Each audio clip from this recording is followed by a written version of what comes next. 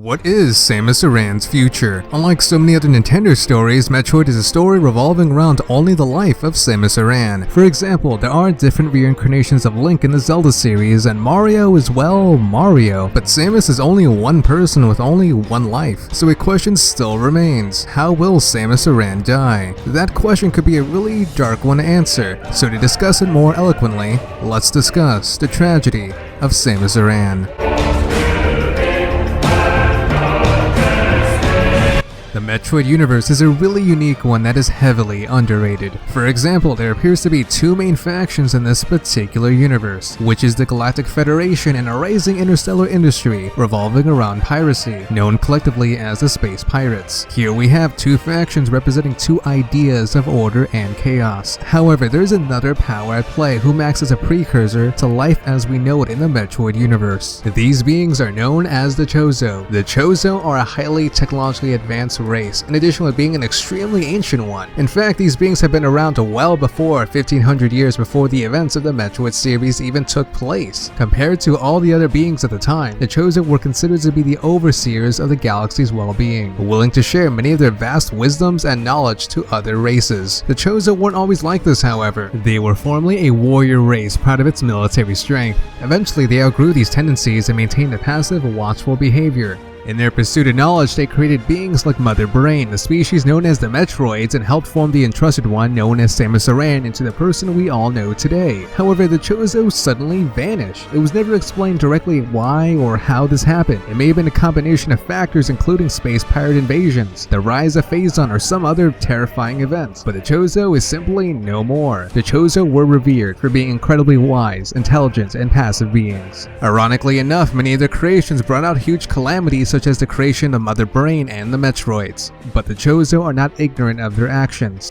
For example, they created the Metroid species for a reason, to keep the X-Parasite at bay, which is a life form potentially much more dangerous than the Metroid, as noted during the events of Metroid Fusion. Simply put, the Chozo have contingencies in order to keep balance in the universe, and this is where we lead to the young Samus Aran and the young Mother Brain. In fact, it was Mother Brain who built Samus's power suit that is based off of Chozo technology. Mother Brain acted as a mentor of sorts for the young Samus Aran, training her and teaching her how to use the suit efficiently. At the age of 14, Samus was already surpassing the physical limits set by ordinary humans. Although both Samus and Mother Brain were at odds with each other, they were considered family under the umbrella of the Chozo's influence. In fact, Mother Brain's original purpose was to keep track of data and help the Chozo in their endeavors, but something corrupted Mother Brain, which are the raids dealing with the space pirates, and an ambition to succeed the Chozo as a new entity to govern the universe, believing that the responsibility given to the Chozo was wasted on them. In fact, Mother Brain actually offered Samus to be a high-ranking officer within her newly organized band of raider-like pirates at one point in time, but Samus steadfastly refused, so after a bit of a family feud, the two went on their separate ways. However, in a way, these children of the Chozo had the same goal but seek it in different ways. Samus joined the Federation Police because she believed that getting rid of the space pirates is paramount to progressive peace in the galaxy. Likewise, Mother Brain wished to succeed the Chozo and provide her own rule over the galaxy, believing the Chozo gave too much free will to other lesser beings. However, these two eventually met each other again. During the first invasion of Zebes, Mother Brain assumed control of the space pirates. As a result of the Chozo's passive behavior, they have fled, but one actually joined Mother Brain. This Chozo is known as Grey Voice, whom is one of the individuals who originally found the orphan Samus. In actuality, Grey Voice showcases true intentions in betraying Mother Brain, fighting off Ridley to give Samus time to evacuate herself along with her squad mates. Unfortunately, Grey Voice died by the hands of Ridley, but not before Grey Voice said his last words to Samus. Samus, you have become strong, so strong, to know that your fate is harsh, but though this will be hard for you, there are many people in the universe who need your strength. I want you to save them, be it only one or many. I want you to help them. This is my request. You have become strong, my child. So in other words, the Chozo sees Samus as not only their redeemer, but their child, someone who will inherit the will of the Chozo's wisdom to aid others, to ultimately succeed the Chozo when it came towards their problems, such as Phazon, the X-Parasite, and the space pirates. Cut forward to Samus exterminating the Metroid species and finally killing off Mother Brain. Things seemed to be over when it came towards dealing with the Chozo's mistakes. However, what if they weren't mistakes at all? For example, the whole purpose of creating Metroids is to stem the tide of the the X-Parasite. And what about Mother Brain? She is headstrong towards destroying the Galactic Federation, and this is where this theory gets a bit dark. But what if the greatest threat the Chozo feared wasn't the X-Parasite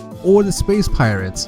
What if it is the Galactic Federation? Keep in mind, in Metroid Other M, the Federation was keen on creating bioweapons. They recreated Mother Brain and brought back the Metroids in use for their own agendas. If that wasn't bad enough, they were even planning to use the X-Parasite for their own purposes. At the ending of the Metroid timeline in Metroid Fusion, Samus pretty much acted against the wishes of the Federation and destroyed all federal research dealing with bioweaponry in the process. At this point in time, what will happen to Samus?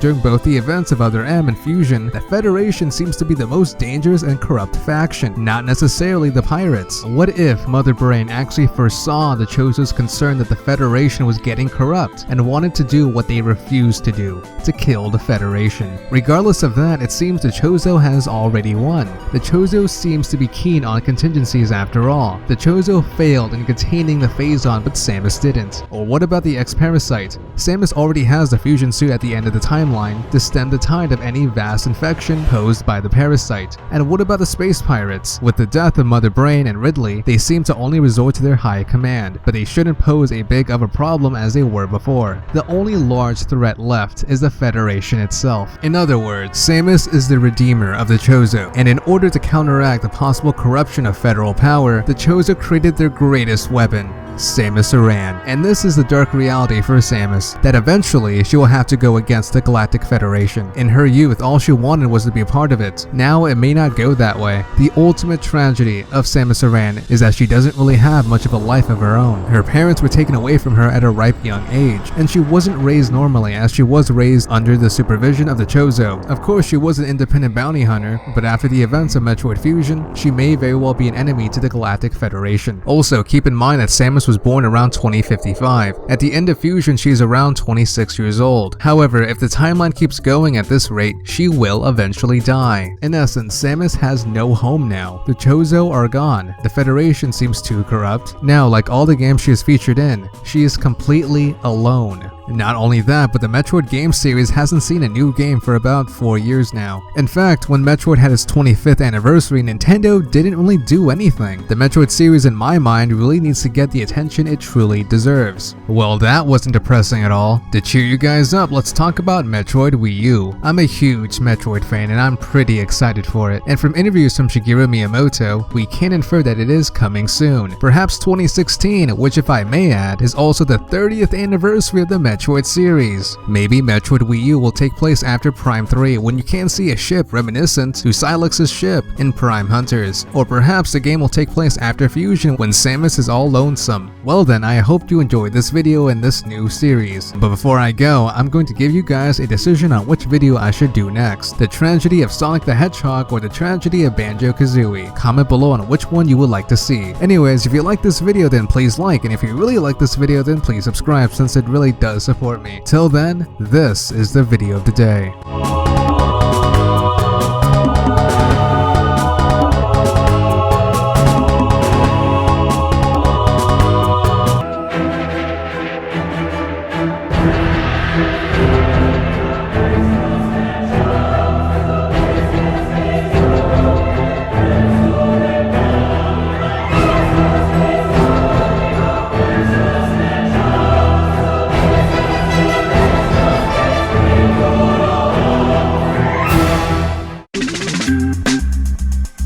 Oh yeah, I'm sure some people will be wondering where is the new Zelda theory this Monday. Well, that one is taking much longer to make than originally anticipated, but hopefully this video will hold you over until then. If not, then hopefully you're not bashing your computer open like what Samus is doing right now.